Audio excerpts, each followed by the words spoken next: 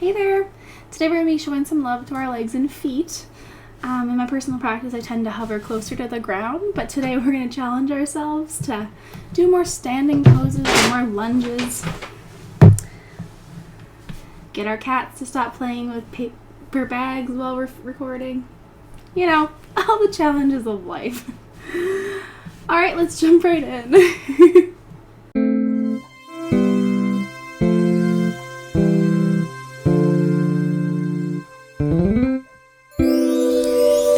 Top of our mat into Tadasana or mountain pose, we're going to begin by waking up the ankles. Lifting our right foot, maybe rotating the ankle around here, flexing it back and forth, maybe lifting the knee to align with the hips before placing the foot back down. And trying the same on the left. Lifting the foot, maybe shaking it out a little, kind of whatever feels good to you. As we're going to move into our tree pose or Vrikshasana. Switching our feet once again, letting our weight move to the left side of our body, lifting the right foot, bringing it to the side of our left calf or thigh, avoiding the knee here as to not hurt the joint, pressing the foot into the leg and vice versa. Maybe bringing the arms overhead or keeping them at our heart centered here. Bringing the right foot down, transferring our weight as we do. So kind of lifting the left leg and just finding our balance here again, keeping our hips level. Really engaging the legs as we're bringing the left foot to join the right. Now we're going to move into kind of a series of lunges.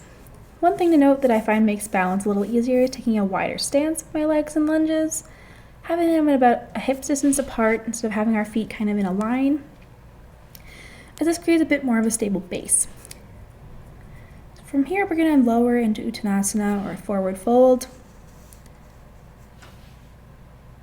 Keeping our knees bent if that's what feels comfortable. Moving into our halfway lift, and then lowering our hands down to the mat, stepping our left foot back as we come into a high lunge. Maybe sweeping the arms overhead or placing them on blocks for more balance. Dropping the left knee and arching the spine as we move into Anjaneyasana or a crescent lunge. From here, reversing this lunge by turning the right palm towards the back of the room, placing the left hand on the left leg, back behind you, before lifting the left knee and slowly, and moving into Virabhadrasana or Warrior Two. Dropping that left ankle and pivoting the foot to the outside of the foot to push, to allow the outside of the foot to push into the mat. Bringing the hips to face the side of the room, extending the arms out long. Dropping into that right knee and bringing our gaze over your right hand. Straightening the right knee. Hinging at the hips and bringing the right arm as far down the leg as feels good for you for triangle pose or Trikonasana. Coming back up, bringing both feet parallel facing the side of the room as we come into a wide-legged forward fold. Breathing in to extend the spine and exhaling to drop further down. Shifting the arms towards your left leg as we move to repeat the sequence. Bending the left knee and coming into a high lunge. Dropping the right knee into a crescent lunge here. Reaching towards the back of the room, reversing our lunge,